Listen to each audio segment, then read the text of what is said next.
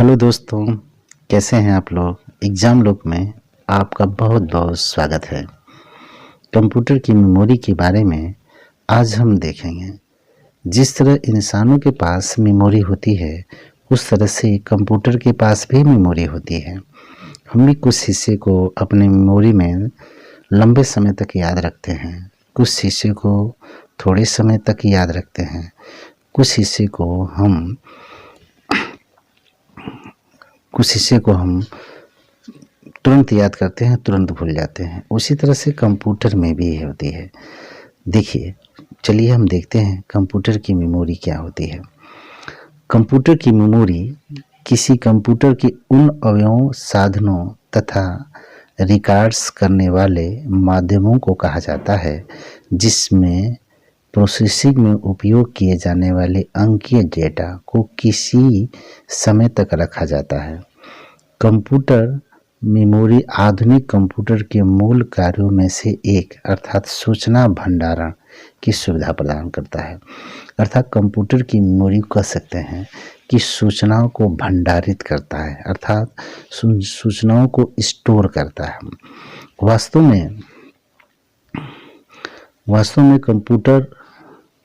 वास्तव में मेमोरी यह कंप्यूटर का वो भाग है जिसमें सभी डेटा और प्रोग्राम स्टोर किए जाते हैं। यदि भाग न हो तो कंप्यूटर को दिए जाने वाला कोई भी डेटा तुरंत नष्ट हो जाएगा। इसलिए इस भाग का महत्व स्पष्ट है। मेमोरी मुख्यतः दो प्रकार की होती है, मुख्य मेमोरी तथा सहायक मेमोरी। इनमें से मुख्य मेमोरी को सीपीयू सेंट्रल प्रोसेसिंग यूनिट का भाग माना जाता है तथा सहायक मेमोरी उसके बाहर चुंबकीय माध्यम मैग्नेटिक मेमोरी जैसे हार्ड डिस्क हुआ, फ्लॉपी हुआ, डिस्क हुआ, टेप आदि के रूप में होती है। दोनों प्रकार की मेमोरी में लाखों की संख्या में बाइट्स होती हैं जिनमें सभी प्रकार के डेटा और आदेश इंस्ट्रक्शन बाइनरी संख्या के रूप में भंडारित किया जाते हैं। अब किसी कंप्यूटर की मुख्य मेमोरी का आकार जितना अधिक होता है उसकी प्रोसेसिंग उतनी ही अधिक होती है, ज़्यादा होती है, यानी बहुत तेज़ी से काम करता है। तो दोस्तों इसमें देखिए, इनमें दिया है बाइनरी कोड। क्या होता है बाइनरी कोड? ये 0 और 1 संख्या, कंप्यूटर जो होता है 0 और 1 संख्या को ही केवल पढ़ती है। इसी को हम क्या कहते हैं? बाइनरी कोड कहते हैं, ठीक ना। 0 और 1 याद रखिएगा, 0 और 1 को ही हम क्या कहते हैं? बाइनरी कोड, ठीक है। पूछता है परीक्षाओं में कि बाइनरी कोड क्या होती है, तो 0 और 1 दो संख्याओं को केवल पढ़ता है, ठीक है। अब देखिए नेक्स्ट है, अब मेमोरी का अनुक्रम हेरेचेरी। मेमोरी को दो आधार पर विभाजित किया जाता है, क्षमता तथा एक्सेस समय। मेमोरी की क्षमता और एक्सेस समय। क्षमता सूचना की वह मात्रा है जिसे मेमोरी स्टोर कर सकती है। क्षमता का तात्पर्य होता है कि कंप्यूटर में कितनी मात्रा में कोई चीज़ यानी डाटा स्टोर होती है। एक्सेस समय का वह अंतराल है जो डेटा के लिए रिक्वेस्ट तथा उसके रिक्वेस्ट के प्रतिपादन में लगता है। यह एक्सेस समय जितना कम होता है, मेमोरी की गति उतनी ही अधिक होती है। चित्र में देखो, अब नीचे दिया है, चित्र में अनुक्रम को बढ़ती गति तथा घटते आकार के रूप में दर्शाया है। देखो सीपीयू, देखो मेमोरी के ये रूप होती है, छोटा कर देना है। देखिए मेमोरी के अनुक्रम देखिए, CPU, register, cache memory, main memory, magnetic disk और मैग्नेटिक टेप, ठीक ना।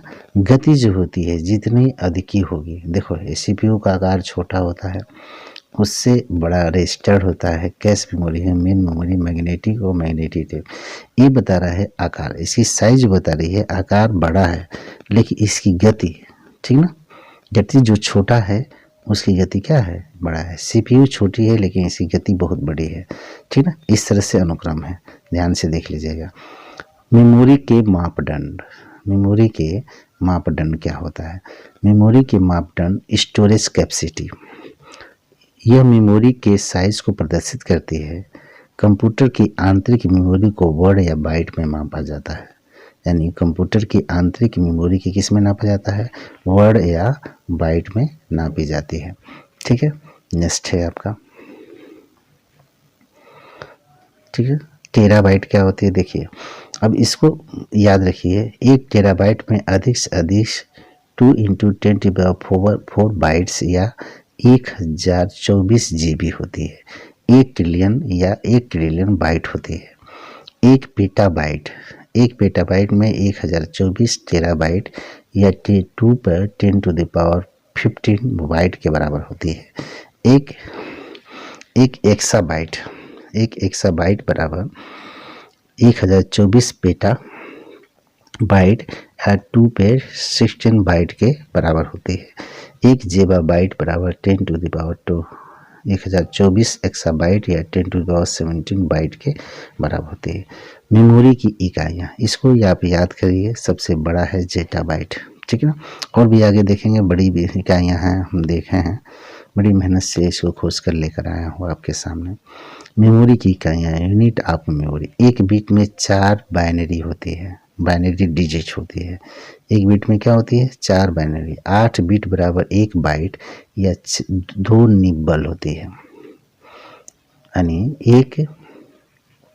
एक निब्बल में पूछता है, ये पूछा हुआ सवाल है ट्रिपल-सी में, एक निब्बल बराबर होता है आपका 4 बिट्स।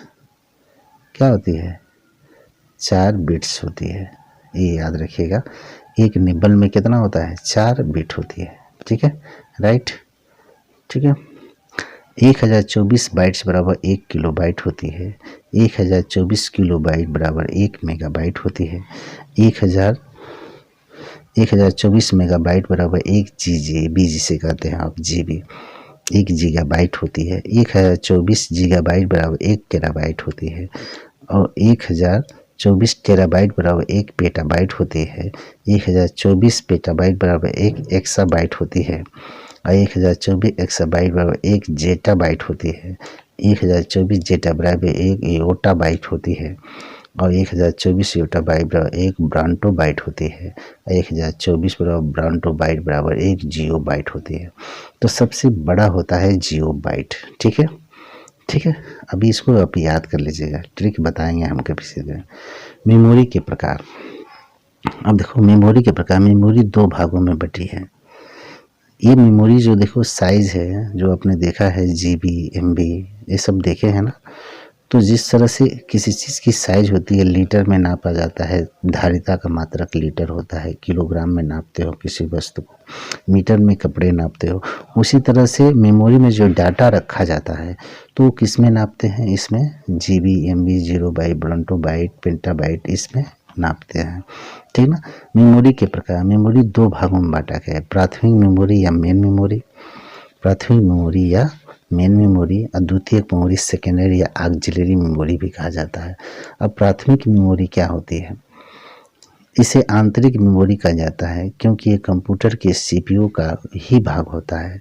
प्राइमरी मेमोरी में किसी समय चल रहे प्रोग्राम या प्रोग्रामों तथा उनके इनपुट डेटा और आउटपुट डेटा कुछ समय के लिए स्टोर किया जाता है, वैसे ही उनकी आवश्यकता समाप्त हो जाती है, उन्हें हटाकर दूसरे डेटा या प्रोग्राम रखे जाते हैं। इस प्रकार इस मेमोरी का आकार सीमित होता है। इस मेमोरी का आकार क्या होता है, परंतु इसकी गति बहुत तेज होती है, ताकि जब भी किसी डाटा को ज़रूरत हो इनमें से तुरंत लिया जा सकता है। कंप्यूटर की मुख्य मेमोरी का आकार जितना ज़्यादा होता है, कंप्यूटर उतना ही तीव्र गति माना जाता है। प्राइमरी मेमोरी 2 भागों में बांटा गया है। प्राइमरी मेमोरी के भागों में 2 भागों में बांटा गया है। प्राइमरी मेमोरी को 2 भागों में बांटा गया है। प्राइमरी मेमोरी को 2 भागों में बांटा गया है। एक भाग होती है क्या, उसको क्या कहते हो आप, एक भाग को कहते हो, प्राइमरी मेमोरी को 2 भागों में बांट के इसको कहते हो आपको रैम और रोम, ठीक है, रैम कहते हो और रोम। अब देखो रैम होता है रैंडम एक्सेस मेमोरी होती है। क्या होती है, रोम होता है रीड ओनली मेमोरी।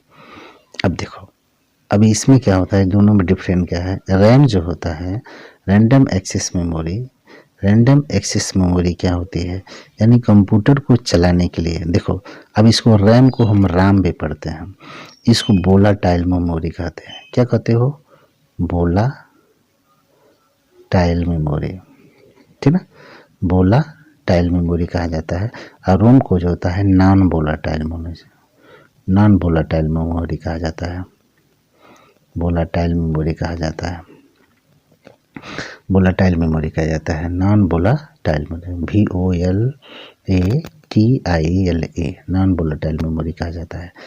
तो रैम जो होता है राम, यानी जब तक इसमें इसे याद कर लो कि जब तक आपके कंप्यूटर में धारा प्रवाह यानी विद्युत धारा होता है तभी तक इसमें रखे हुए डाटा क्या करते हैं, स्टोर रहते हैं। जो ही विद्युत धारा बंद होती है, कंप्यूटर बंद होता है, वो क्या होती है, इसमें रखे गए डाटा क्या होते हैं, समाप्त होते हैं। वोलाटाइल का तात्पर्य होता है, वोलाटाइल की यानी समझ लो वोलाटाइल की वोल्टेज, यानी वोल्टेज जब तक रहेगी। रैम को क्या कहेंगे, वोलाटाइल। रोम को कहेंगे नॉन वोलाटाइल, यानी वोल्टेज नहीं रहेगी तभी रोम में रखे गए डाटा, यानी इसमें रखे गए डाटा क्या होते हैं, सुरक्षित रहते हैं। यदि वोल्टेज यानी कंप्यूटर बंद भी हो जाएगा तब भी इसमें रखे गए डाटा क्या होते हैं, सुरक्षित। इसी इनबिल्ट मेमोरी भी कहा जाता है, यानी कंप्यूटर जब बना तो उसके सारे अवयव जैसे हुआ उसके मदरबोर्ड, रैम, रोम, हार्ड डिस्क, माउस, कीबोर्ड, ये सब लगे रहते हैं, तो उसकी प्रोग्रामिंग इसमें रोम में की गई होती है।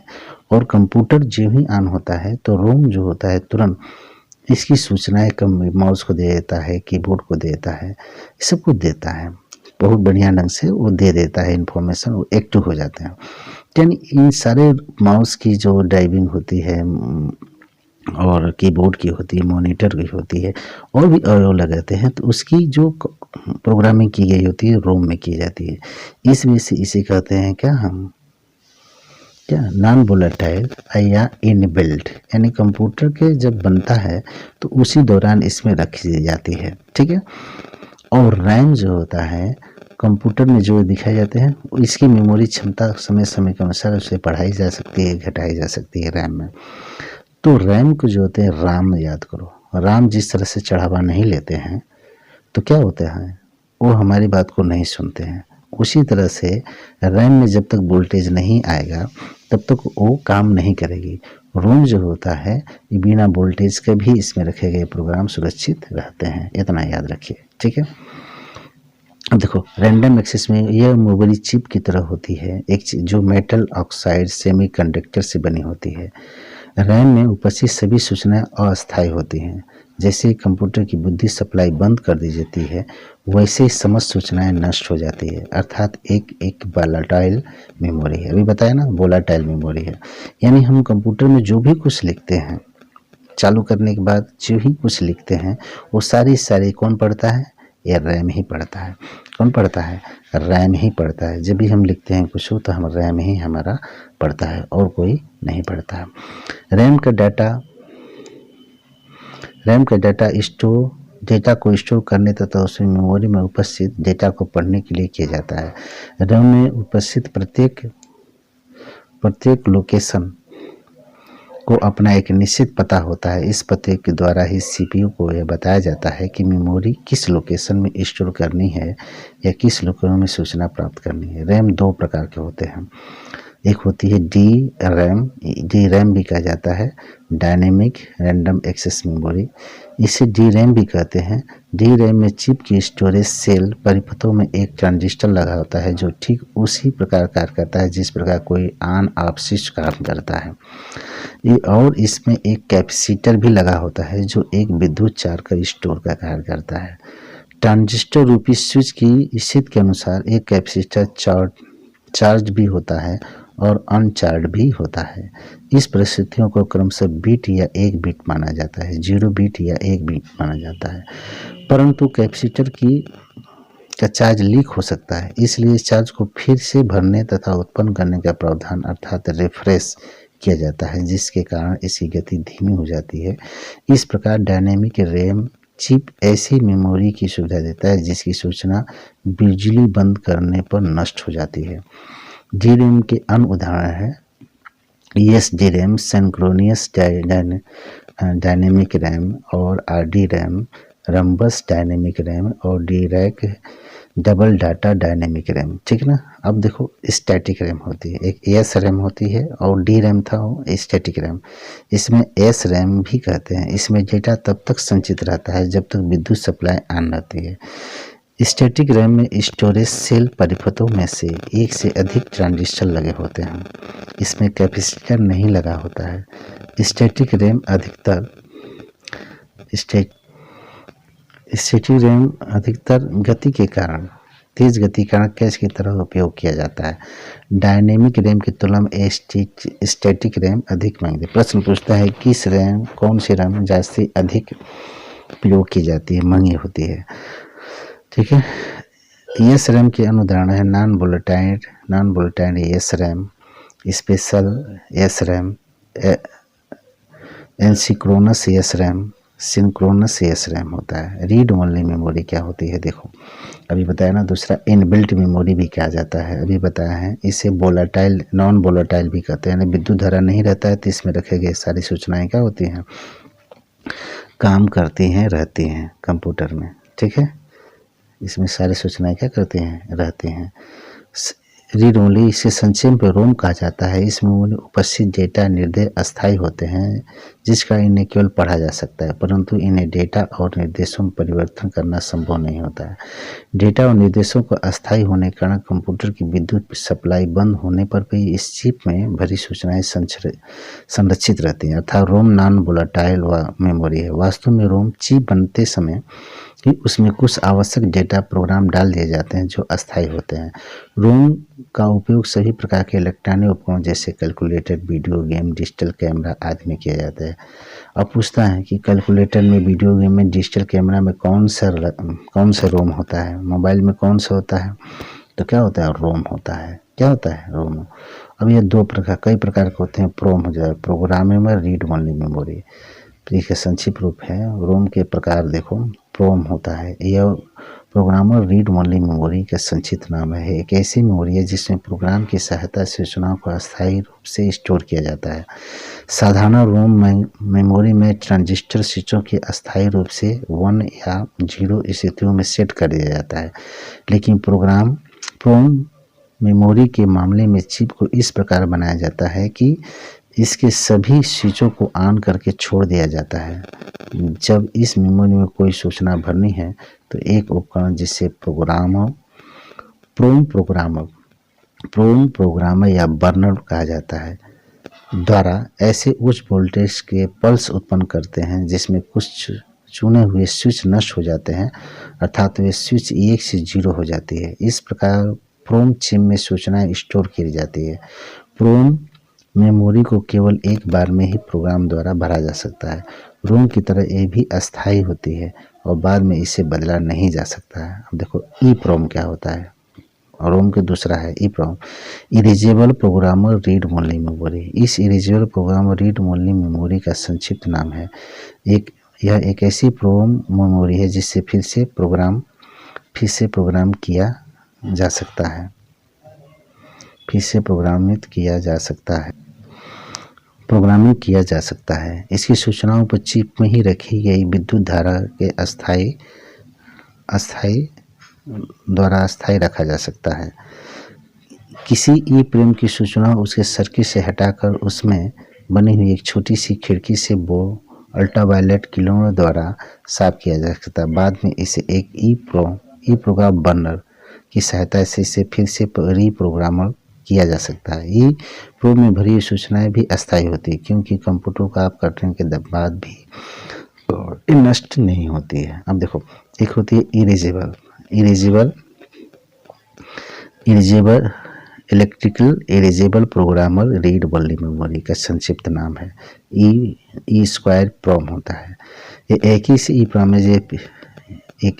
ई प्रोम है जिसका फिर से प्रयोग करने के लिए सर्किट से हटाते हैं और निर्माता को भेजने की आवश्यकता नहीं होती है। आप इसको एक विशेष सॉफ्टवेयर या प्रोग्राम की सहायता से अपने कंप्यूटर में ही प्रोग्राम कर सकते हैं।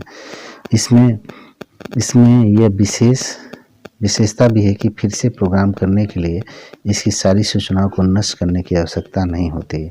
आप एक बार में इसकी एक बाइट को साफ करके फिर से लिख सकते हैं। प्राय कंप्यूटर को कॉन्फ़िगरेशन से संबंधित सूचनाएं रखी जाती हैं, ठीक ना। अब देखो ये फ्लैश मेमोरी क्या होती है। फ्लैश में ये प्रकार की सेमीकंडक्टर आधारित नॉन वोलेटाइल विद्युत सप्लाई बंद होने पर भी चिप में भरी सूचनाएं संचित रहती हैं।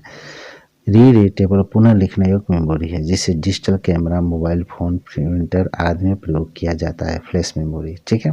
वर्चुअल मेमोरी क्या होती है। एक काल्पनिक मेमोरी क्षेत्र है। वर्चुअल मेमोरी सीपीयू के निर्देश अस्थायी रूप से संग्रहित करती है। ये मेन मेमोरी की भंडारण क्षमता को बढ़ाती है जिससे कंप्यूटर की कार्य क्षमता बढ़ती है।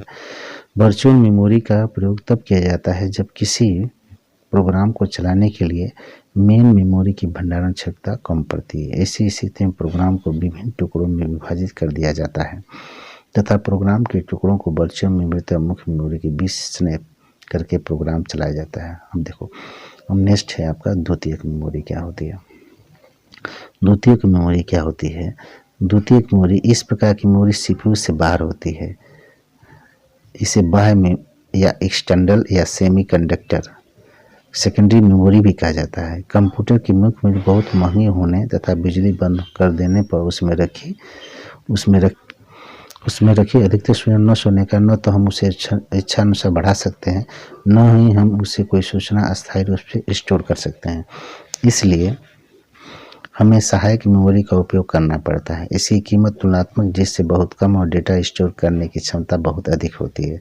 इसमें एक ही कमी है, इन माध्यमों के डेटा लिखने अर्थात स्टोर करने तथा पढ़ने अर्थात प्राप्त करने में समय बहुत लगता है। इसलिए हम इसमें ऐसी सूचना भंडारित करते हैं जिन्हें हमें लंबे समय तक सुरक्षित रखना हो तथा जिनकी आवश्यकता लगातार न पड़ती हो। हम सहायक मेमोरी को अपनी आवश्यकता अनुसार किसी भी सीमा तक बढ़ा सकते हैं। यह मेमोरी कुछ चुंबकीय उपकरणों के रूप में होती है जैसे मैग्नेटिक टेप, ऑप्टिकल डिस्क और सॉलिड स्टेट डिस्क। इन उपकरणों के बारे में आगे से विस्तार में बताया गया है। अब देखो, प्राय हार्ड डिस्क को खाली करने के लिए किया जाता है ताकि उस पर डेटा भरा जाए जिसकी आवश्यकता पड़ रही हो। डिस्क पर जगह न हो, बैकअप साधन में भंडारित किए गए डेटा को आगे कभी भी आवश्यकता पड़ने फिर हार्ड डिस्क पर उतारा या नकल किया जा सकता है। प्रारंभिक कंप्यूटर में छिद्रित कार्ड, पेपर टेप, चुंबकीय टेपों का प्रयोग सहायक भंडारण के लिए किया जाता था, लेकिन आजकल मुख्य रूप से चुंबकीय डिस्कों का प्रयोग इस कार्य के लिए हेतु किया जाता है, जो कई प्रकार से सुविधाजनक सहायक मेमोरी के रूप में आजकल hard disk, floppy disk, compact disk का प्रचलन है। ठीक है, उदाहरण के लिए देखो, ए में कहा है hard disk, magnetic disk, hard disk, floppy disk, memory disk, optical disk, CD जिसे कॉम्पैक्ट डिस्क कहते हैं, DVD, visual disk, versatile disk होती है, ब्लू रे डिस्क और solid state disk, pen, flash drive. अब देखो एक और ही मेमोरी होती है कैश मेमोरी। क्या होती है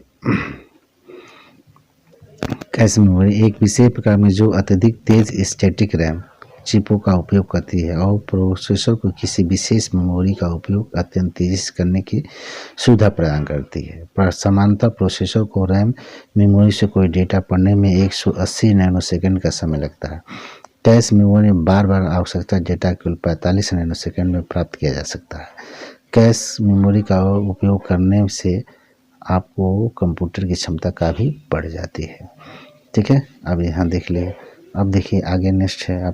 अब नेक्स्ट देखिए, कैश मेमोरी प्रोसेसर मानक DRAM मॉड्यूलों के बीच से बफर के रूप में कार्य करते हैं। निरंतर निर्देशों और डेटा को स्टोर करने कैश मेमोरी रखा जाता है। जब प्रोसेसर की किसी सूचना से आवश्यकता होती है तो सबसे पहले वो कैश मेमोरी को ही देखता है। यदि सूचना कैश मेमोरी में न हो तो उसे मुख्य मेमोरी में देखा जा सकता है। कुछ मुख्य द्वितीयक स्टोरेज डिवाइस का विवरण निम्नलिखित है। फ्लॉपी डिस्क है, ये बहुत इंपॉर्टेंट है, इसमें से बार बार क्वेश्चन पूछता है इसमें। फ्लॉपी डिस्क माइलर की बनी हुई एक वृत्ताकार डिस्क होती है जिसके दोनों ओर चुंबकीय पदार्थ की लेप चढ़ा होता है। एक प्लास्टिक की चौकोर कवर में संरक्षित होती है जिसके भीतर फ्लॉपी की सफाई करने वाली मुलायम लाइनें होती हैं। ये 3 साइजों में उत्पत्ति होती, 8 इंच, 5.5 से 1/4 इंच तथा 3 से 1/2 इंच के रूप में उपस्थित होती हैं। इनकी इसमें बीच की धुरी किसी धातु की बनी होती है। इसके ऊपरी किनारे पे खिसकने वाला ढक्कन साइज होता है जो लिखने पढ़ने खुले स्थान का पूरी तरह ढक लेता है। इसका लिखने की सुरक्षित छिद्र आयताकार होते हैं, जैसे छोटा सा प्लास्टिक का टैब टुकड़ा होता है। टैब 2 स्थितियों में रखा जाता है। स्थिति में एक फ्लॉपी कुछ लिखा या पढ़ा जा सकता है, दूसरी स्थिति रहने में उसमें केवल पढ़ा जा सकता है। फ्लॉपी पे डेटा संकेंद्रीय को सेंट्रल वृत्ताकार पथों में स्टोर किया जाता है, जिसे ट्रैक कहते हैं। हर ट्रैक कई भागों में बटाता है, जिन्हें सेक्टर कहते हैं। सेक्टर को ट्रैकों और सेक्टर में विभाजित करने की प्रक्रिया को फॉर्मेटिंग कहते हैं। एक सेक्टर में 512 बाइट होते हैं। इसकी प्रति इंच चौड़ाई सतह पर 135 ट्रैक बने होते हैं। प्रत्येक ट्रैक पर कुछ महीन चुंबकीय चिन्ह बनाए जाते हैं। एक दिशा में बनाए गए चिन्ह बाइनरी अंकों में 1 से व्यक्त कर उसकी विपरीत दिशा में बनाए गए बाइनरी चिन्हों को 0 से व्यक्त करते हैं। इस प्रकार चुंबकीय डिस्कों पर बाइनरी कोड में कोई भी सूचना अंकित की जा सकती है। फ्लॉपी डिस्क पर कोई सूचना लिखते या पढ़ने के लिए एक विशेष उपकरण की आवश्यकता है, जिसे फ्लॉपी डिस्क ड्राइव कहते हैं। फ्लॉपी डिस्क ड्राइव कहते हैं। फ्लॉपी को इस ड्राइव में लगा दिया जाता है और वो धातु की धुरी को जकड़ लेता है और डिस्क को घुमाना शुरू करता है। ड्राइव का रीड राइट हेड आगे पीछे चलता है, जिससे वो फ्लॉपी के किसी भी ट्रैक में किसी भी सेक्टर में डेटा लिख या डेटा पढ़ सकता है। ठीक है। हार्ड डिस्क होती है। इन्हें फिक्स डिस्क भी कहा जाता है। कई आकारों और क्षमताओं में मिलती है, लेकिन इसकी बनावट कार्यप्रणाली लगभग एक ही होती है। कोई डिस्क हार्ड डिस्क एक धुरी पर वृत्ताकार चुंबकीय डिस्कों का समूह। प्रत्येक डिस्क की सतहों पर किसी चुंबकीय पदार्थ का लेप होता है, जिस चुंबकीय चिन्ह बनाए जाते हैं। सबसे ऊपर सबसे नीचे डिस्क की बाहरी सतहों को छोड़कर अन्य सभी सतहों पर डेटा स्टोर किया जाता है। ऐसे प्रत्येक सतह के लिए एक अलग रीड राइट हेड होता है, जो आगे पीछे सरक सकता है। यह एक साधारण हार्ड डिस्क की संरचना चित्र में दिखाई गई है। देखिए ये डिस्क है। डिस्क है, आपको रीड राइट हेड होती है, पिंडल होती है, प्लेटर्स होती है, हेड आर्म होती है। देखो एक खाना दिया है ना, ये सेक्टर होती है, ट्रैक होती है, गोल गोल जो होता है ट्रैक होती है। ठीक है। किसी हार्ड डिस्क में डिस्क को तेजी से घुमाई जाती है। घूमने के लिए गति 3600 चक्कर प्रति मिनट या 7200 चक्कर प्रति मिनट होती है। रीड राइट हेड और डिस्क की सतह के बीच में लगभग 0.064 इंच का अंतर होता है। सभी डिस्कें एक साथ घूमती हैं और रीड राइट हेड एक साथ ही आगे पीछे सरकते हैं, परंतु डेटा लिखने और पढ़ने के लिए एक समय में केवल एक ही रीड राइट हेड को चुनाया जाता है। इस प्रकार विभिन्न रीड राइट हेड को चुनते हुए किसी भी सतह को किसी भी सेक्टर से डेटा पढ़ा या ऊपर लिखा जा सकता है। आधुनिक हार्ड डिस्कों की क्षमता 2000 गीगाबाइट तक होती है। पर्सनल कंप्यूटर विशेष प्रकार का हार्ड डिस्क भी उपलब्ध है, जिन्हें विचेस्टर डिस्क कहा जाता है। इसकी क्षमता 20 गीगाबाइट से 80 गीगाबाइट होती है। हार्ड डिस्क सूचनाओं को अस्थायी रूप से संग्रहित करके बहुत ही विश्वसनीय माध्यम है। इसका उपयोग करने की गति भी पर्याप्त होती है, लेकिन ये धूल आदि के प्रति बहुत संवेदनशील होती है, जिनके कारण इनके एक डिब्बे में अस्थायी रूप से बंद रखा जाता है और सिस्टम यूनिट के भीतर लगा दिया जाता है। ठीक है। आगे देखिए दोस्तों, दूसरा है मेमोरी डिस्क क्या होती है। देखिए मेमोरी डिस्क इस प्रकार के मेमोरी कार्ड होती है। यह यूएसबी आधारित मेमोरी ड्राइव है। इसका आकार 502 × 1.45 × 2.4 मिलीमीटर होती है। इसकी क्षमता स्टोरेज कैपेसिटी 4 MB से 256 GB तक होती है। पूछता है, ठीक है ना, मेमोरी डिस्क की स्टिक की क्या होती है। मेमोरी स्टिक है। कम्पैक्ट डिस्क क्या होता है, जो सीडी होती है, ये विशेष प्रकार की डिस्क होती है जिन पर डेटा प्राय एक बार ही लिखा जाता है और फिर उसे उतनी ही बार पढ़ा जा सकता है। यह एक प्रकार की रीड ओनली मेमोरी, इनमें प्राय ऐसी सूचनाएं स्टोर की जाती है जो अस्थायी प्रकृति की होती है, जिनकी आवश्यकता बार बार पड़ती है, जैसे टेलीफोन, डायरेक्टरी, हवाई जहाज, पुराने समय सारणी, पुस्तकें, पुस्तकालयों की सूची, कानून सूचनाएं, फिल्म आदि, इन पर डेटा लिखे, जैसे फिल्म होता है ना, उसी तरह होती है। इनका प्रयोग किया है, इसलिए इन्हें ऑप्टिकल डिस्क भी कहा जाता है। ये प्लास्टिक की बनी हुई डिस्क होती है जिसमें दोनों एल्युमिनियम की पतली परत लगी होती है। इन पर तो पारदर्शी प्लास्टिक की परत होती है जिससे सुरक्षित रहती है। इस पर डेटा स्टोर करने की विधि चुंबकीय डिस्क से अलग होती है। चुंबकीय डिस्क पर जहाँ संकेंद्रित वृत्ताकार ट्रैक होते हैं, वहीं कम्पैक्ट डिस्क पर एक सर्पिलाकार ट्रैक होती है। इस प्रकार को डेटा को रिकॉर्ड करने की विधि भी अलग होती है। चुंबकीय डिस्क पर चुंबकीय चिन्ह बनाए जाते हैं, जबकि सीडी पर गड्ढों, पिट और भूम लेन के रूप में स्टोर किया जाता है। कोई गड्ढा को प्रकाश को बिखेर देता है, जबकि भूम प्रकाश को लौटता है। इस प्रकार 0 1 को व्यक्त किया जाता है। संपूर्ण सीडी पर सूचनाओं को समान घनत्व के साथ स्टोर किया जाता है, अर्थात ट्रैक की लंबाई में सूचनाओं को स्टोर करने की मात्रा समान होती है। इसलिए सूचनाएं पढ़ते समय डिस्क को घुमाने की गति बदलती रहती है। इसे इस प्रकार घुमाया जाता है कि प्रति सेकंड पढ़े जाने वाले बाइटों की संख्या निश्चित रहती है। इसे निश्चित रेखीय गति, कांस्टेंट लाइन वेलोसिटी कहा जाता है। एक सीडी की भंडारण क्षमता 680 मेगाबाइट से 800 मेगाबाइट तक होती है। इसे प्राय 1200 किलोबाइट प्रति सेकंड की गति से पढ़ा जा सकता है। इसमें सूचनाएं पढ़ने के लिए जो ड्राइव को लिया जाता है उसे सीडी रोम ड्राइव कहते हैं। ये याद करने की चीज़ है, ये वाला हिस्सा याद करने की चीज़ है, याद कर लीजिएगा। आजकल ऐसी कम्पैक्ट डिस्क भी उपलब्ध है जिनमें साधारण फ्लॉपी की तरह डेटा लिखा जा सकता है, लेकिन इसके सीडी राइटर नामक उपकरण की जरूरत होती है। अपेक्षाकृत महंगे होने के कारण इसका प्रयोग अभी सीमित है। कम्पैक्ट डिस्क का प्रयोग सामान्यतः कंप्यूटर के साथ ही किया जाता है, क्योंकि सभी प्रकार के प्रोग्राम आजकल सीडी पर ही उपलब्ध होते हैं। इसे मुख्यतः 3 भागों में बांटा जाए: CD ROM, read only memory, CD recordable, CD writer, री राइटेबल। अब डीवीडी का आते हैं। डीवीडी के आज का सीडी एक अन्य परिष्कृत डीवीडी से डिजिटल विजुअल डिस्क कहते हैं। आज का सीडी का एक अन्य परिष्कृत रूप भी प्रयोग में लाया जाता है, जिसे डीवीडी कहा जाता है। भंडारण से 2 गीगाबाइट अधिक भी हो सकती है। इस पर डेटा लिखने उसमें पढ़ने के विशेष ड्राइव होती है, जिन्हें डीवीडी ड्राइव या डिजिटल वर्सेटाइल डिस्क भी कहा जाता है। डिजिटल वर्सेटाइल डिस्क भी कहा जाता है।